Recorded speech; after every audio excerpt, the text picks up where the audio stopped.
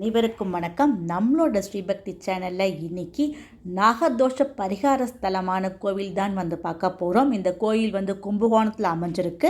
அம்பாள் பிருகநாயகி, ஈஸ்வரர் நாகேஸ்வரர். கோவிலுடைய பிரம்மாண்டமான 5 நிலை ராஜகோபுரம் பார்த்து கொண்டே போகிறோம். இந்த கோவிலில் இருக்கக்கூடிய சிவபெருமான் சுயம்பு மூர்த்தியாகவே காட்சி கொடுக்கிறார். இந்த கோவில் தேவார பாடல் பெற்ற அற்புதமான ஸ்தலம். இங்கே அப்பரும் திருநாவுக்கரசரும் சிவபெருமானை நோக்கி பாடல்களும் பாடியுள்ளனர். மிகவும் பிரம்மாண்டமான ராஜகோபுரத்தை தாண்டி கோயிலுக்குள்ளே போகிறோம். இந்த கோவில் ரொம்ப பார்க்கவே பிரம்மாண்டமாக அமைஞ்சிருப்பாங்க. எங்கேயுமே சிற்ப வேலைப்பாடுகள் பார்க்கறதுக்கு ரொம்ப அழகாக இருக்கும். இந்த கோவிலை ஆதித்த சோழனால் கட்டப்பட்டது. 1000 ஆண்டுகளுக்கு மேலே பழமையான கோவில் இந்த கோவில். இந்த கோவிலுடைய ஸ்தல விருட்சம் வில்வ மரம். கோவிலுக்குள்ளே நம்ம வந்துட்டோம். இப்போ பிரம்மாண்டமான பிரகாரம் பார்த்து கொண்டே இருக்கிறோம்.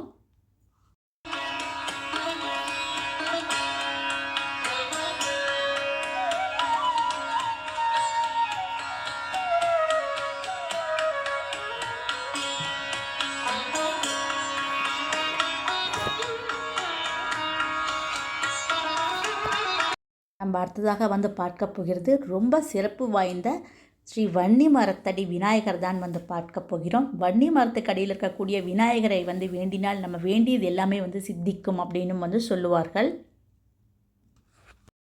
இந்த கோவிலுக்கு 2 தீர்த்தங்கள் இருக்குது. இப்போ நம்ம பார்த்துட்ருக்கிறது சிங்கமுக தீர்த்தம். அதுக்கப்புறம் இந்த கோவிலுக்கு ரொம்ப சிறப்பு வாய்ந்த மகாமுக குளமும் ஒரு தீர்த்தமாகவே இருக்குது. அடுத்ததாக நம்ம பார்க்க போகிறது மகான் ஸ்ரீ ராமலிங்க சுவாமி. இந்த கோவில் 1923ஆம் ஆண்டு ரொம்ப புதர்மடிந்தி கிடந்தது. அப்போ இந்த ராமலிங்க சுவாமி அப்படிங்கிறவர் தான் எல்லாத்துக்கிட்டையும் பிச்சை எடுத்தே இந்த கோயிலுக்கு கும்பாபிஷேகமும் செய்தார். அப்படிப்பட்ட மகானுடைய சன்னதி தான் நாம் இப்போ பார்த்து கொண்டே இருக்கிறோம்.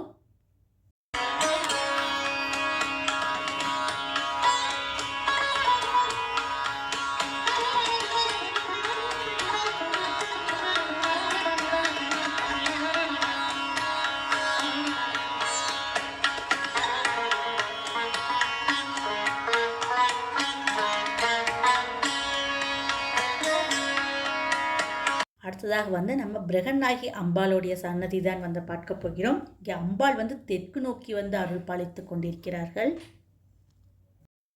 இங்கே அம்பாள் அபயகரத்தோடு நமக்கு காட்சி கொடுத்துட்ருக்காங்க. இங்கே அம்பாளையும் சிவனையும் வேண்டினா பிரிந்த தம்பதிகள் ஒன்று சேர்வார் அப்படிங்கிறதே இந்த கோவிலுடைய தனி சிறப்பு. அடுத்ததாக நம்ம கோவிலோடைய 2வது பிரகாரத்துக்குள்ளே இருக்கோம். இந்த 2வது பிரகாரத்தில் ரொம்ப சிறப்பு வாய்ந்த ஸ்ரீ நடராஜருடைய சன்னதியும் பார்க்க போகிறோம். இருக்கக்கூடிய நடராஜர் மண்டபம் ஒரு தேர் வடிவில் அமைச்சிருக்காங்க. இங்கே 2 குதிரைகளும் 4 யானைகளும் இழுக்கும் நிலையில் இந்த மண்டபத்தை ரொம்ப அழகாக அமைச்சிருக்காங்க. நடராஜரை ஆனந்த தாண்டவம் ஆடுறதுனால இது ஆனந்த தாண்டவ நடராஜ சபை அப்படின்னு சிறப்பாகவே சொல்லப்படுகிறது. சன்னதியில் நடராஜருடைய நடனத்திற்கு ஏற்ப தாளம் போடும் அம்பிகையும், எங்குமே இல்லாத விசேஷமாக நடராஜரின் அருகில் மகாவிஷ்ணு குழலூதும் காட்சியும் கண்டு ரசிக்கும்படியாக அமைக்கப்பட்டுள்ளது.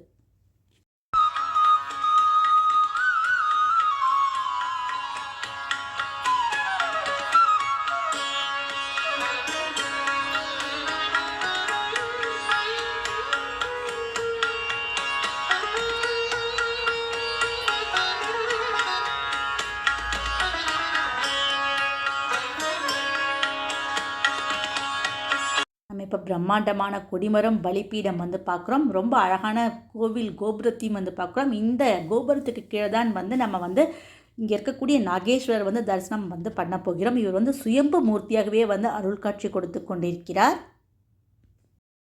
இந்த கோவிலின் ஒரு சிறப்பான அம்சம் என்ன அப்படின்னா சித்திரை மாதத்தில் சூரிய ஒளி 11, 12, 13 தேதிகள் லிங்கத்து மேலே விழும்படி சோழர்கள் கட்டியிருக்காங்க. அதுவே ரொம்ப கட்டிடக்கலைக்கு சிறந்த எடுத்துக்காட்டாகவே இந்த கோயில் அமைஞ்சிருக்கு.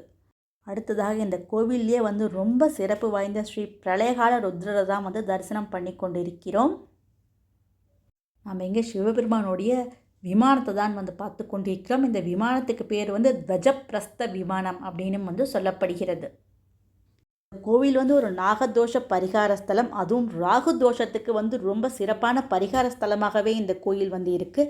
இங்கே வந்து ராகு கால வேளைகளில் வந்து சிவபெருமானுக்கும் அம்பிகைக்கும் நடக்கக்கூடிய அபிஷேகங்களில் கலந்து கொண்டாலே வந்து நமக்கு சிறந்த பரிகாரம் வந்து ஏற்படும்.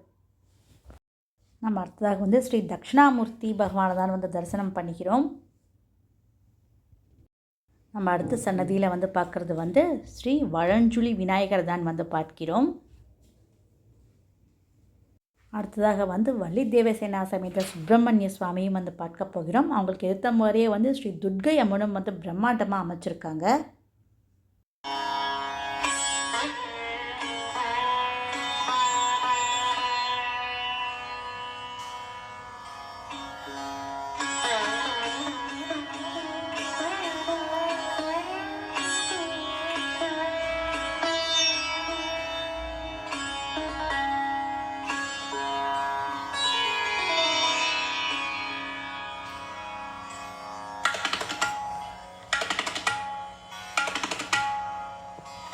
அடுத்ததாக வந்து நம்ம கஜலட்சுமி அம்பாள் வந்து பார்க்குறோம். இவங்க வந்து சுதை சிற்பத்தில் அமைச்சிருக்காங்க. இவங்க வந்து கல் சிற்பத்திலே அமைச்சிருக்கக்கூடிய இன்னொரு கஜலட்சுமியும் பக்கத்திலே வந்து அமைஞ்சிருக்காங்க.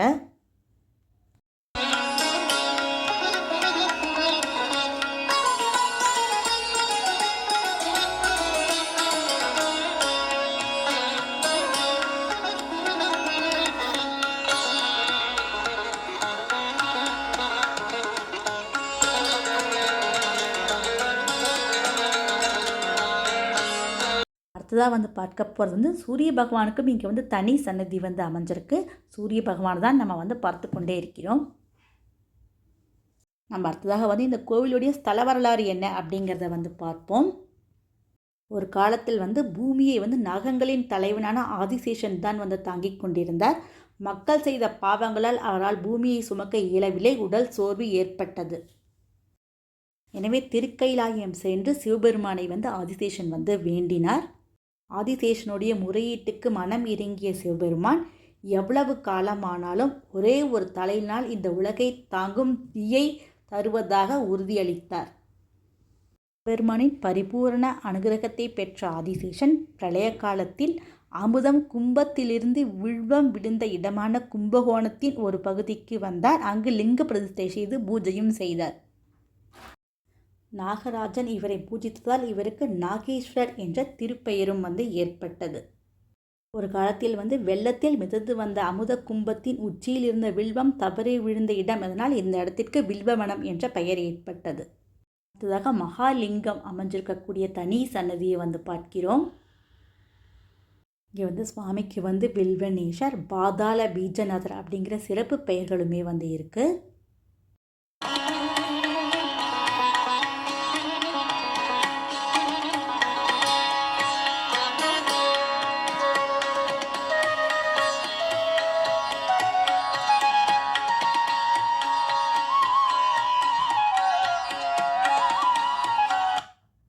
அடுத்ததாக இங்கே அமைஞ்சிருக்கக்கூடிய நாகக்கண்ணியோடைய சன்னதி தான் வந்து பார்க்கலாம். இங்கே சுற்றிலுமே வந்து நிறைய நாகங்கள் வந்து பிரதிஷ்டை வந்து பண்ணியிருக்காங்க. ஒவ்வொரு நட்சத்திரத்துக்குமே உண்டான நாகங்களும் வந்து இங்கே பிரதிஷ்டை வந்து பண்ணியிருக்காங்க. இங்கேயுமே வந்து விளக்கேற்றி வந்து சுவாமியை வந்து வழிபடுகிறார்கள். நாகதோஷ நிவர்த்திக்குன்னே இது வந்து ரொம்ப வந்து ஒரு சிறப்பான கோயில் அப்படிங்கிறதுனால வந்து நாகங்கள் வந்து நிறையா வந்து பிரதிஷ்டையும் வந்து இங்கே பண்ணியிருக்காங்க.